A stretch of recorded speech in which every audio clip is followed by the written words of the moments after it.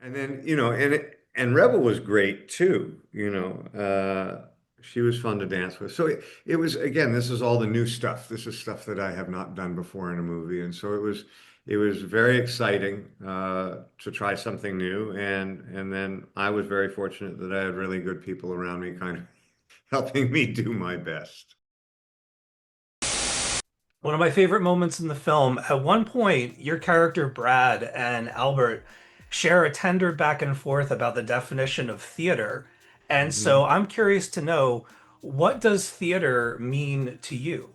I'll always go back to its early definition and what it did in communities and societies. And it allowed us to tell stories and it allowed us to communicate from one group to another that this is how we live, right? So I've always taken, if you Chekhov's The Seagull, um, that fantastic monologue of Trepolov's when I watch these high priests of a sacred art depict the way we'll eat, drink, walk about, make love, and wear our clothes. And then I watch them try and squeeze a moral out of the tritest words and the emptiest phrases. If theater doesn't change, the people shall do without it. Right. So it literally at its origin, it was a way of establishing how we live and how we should behave as a society. Uh, and and so I've always thought of it as a very, very noble kind of thing, and something that is on a societal level, really, really important. And so that's how I've always thought of the theater. And I also certainly I can say in my lifetime, there have been good moments and really inspiring times with the theater, and there have been some slower, kind of duller moments, and so it is its own living organism, Hmm. and by that my experience is obviously um, grounded in Canada and the United States, and I can't speak uh, well enough to England and to other parts of the world, but certainly my experience in Canada and the US is that it's constantly evolving and it's constantly changing. That's amazing. That is a very eloquent answer. I am also a bit of a Canadian import. I lived in the US for 36 years and then moved to Canada to be with my wife later in life. So I've gotten kind of a taste of both Right. throughout growing up. It's been nice. Yeah. Where are you now? Right now I'm in London, Ontario. Oh, great. Fantastic. Yeah, I love it here. I really do. I've been here for yeah, maybe like 5, 6 years. Yeah, you're getting ready to have winter. Yes, yes. Oh, it's already here, believe me. So, Tinsel Town is something of a pantomime inside of a pantomime. This film takes that meta one step further. Is that something that drew you to the script, or is the art of pantomime something that you learned about through filming? Uh, a combination of both. But the pantomime is really kind of the vehicle that allows the film to happen. But the real story of the film is the relationship between a father and a daughter. And the humor is that the worse his life gets, the better of a human being he becomes. Until his I life is love that. an absolute disaster. And the daughter is the adult in the relationship. And I just found that to be incredibly touching. I had my youngest daughter. I was very, very young when I had her. I was, I think, 20 years old. Oh, wow. Um, and so I really identified with, you know, this father and this daughter kind of raising each other. And so that was something that kind of hit me on a personal level. And then just the funny stuff that surrounds it. And this guy going, this incredibly shallow man. Yeah, Uh, a little bit of a piece of work at the beginning. yeah, this little girl kind of guides him back to the right path and makes a deeper soul out of him. And I think, with Christmas as the backdrop, I think, I found it to be a very touching story. But it was also one of the few things that I've read in a very long time that made me laugh out loud while I was reading it. And I enjoyed that immensely. And I think the British do this kind of small town, heartwarming story. I think they make these movies, so incredibly well.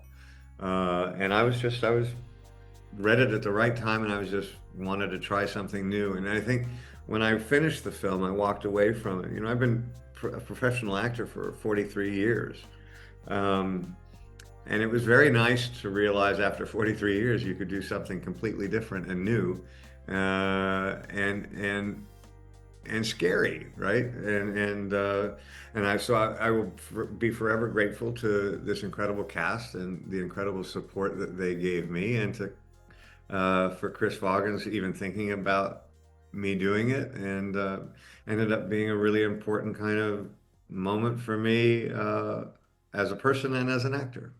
That's awesome. That's a hell of a way to identify with your character, seeing as he's going through something similar in the film. Yeah. Well, Um, it's okay.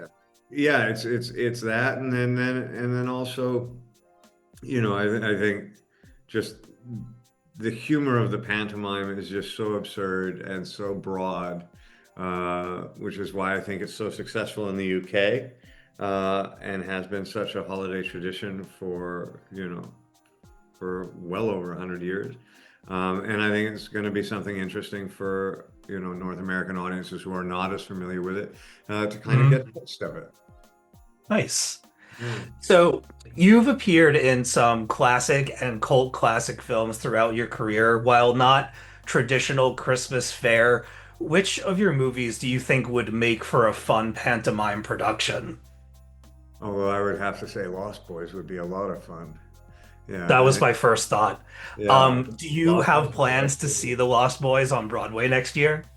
Oh yeah, I mean, I've gone to a number of their rehearsals. It's a really exciting thing. I mean, Slash is doing a lot of the music for it. That's Um, incredible. I've seen a couple kind of very, very early stage run-throughs. I think the story is very true to the movie, but it's got a thing, and so I'm very excited for them, and yeah, we'll see. I wish them the best. Excellent, excellent. So sticking with theater and theatrics, you get to perform a sing and dance routine in this film, which feels like something of a rare treat. Did you enjoy putting that together? Well, I didn't put it together. The two dance choreographers put that together, and it's. To say I wasn't nervous when I'd read it would be an understatement. But again, if you're surrounded by really good people, they will help make you look good or better. And and then and Rebel was great too. She was fun to dance with. So it was, again, this is all the new stuff. This is stuff that I have not done before in a movie, and so it was very exciting to try something new. And then I was very fortunate that I had really good people around me, kind of helping me do my best. Nice. So sticking with the holiday theme and talking about Canada, what is your favorite super Canadian holiday tradition and or tasty treat that you enjoy around the season? When I would go to visit my dad for certain Christmases, because my mom and my dad were not together, my dad lived in a very small town in southern Quebec, south of Montreal. And certainly when I was growing up, they'd have a ton of snow, and we would go on Christmas Eve. We would go to the small chapel in the town, and it felt like a Norman Rockwell painting. And I know Norman Rockwell is not Canadian, but Beautiful, it was nice. just it was just so beautiful, and I really remember those moments fondly. Uh, and then with my mom, going down to skate at City Hall in Toronto was something that I enjoyed all around the season, because that area of the city was kind of dressed up for Christmas, and looked so nice. I just always enjoyed Christmas because it was a time where families and friends came together.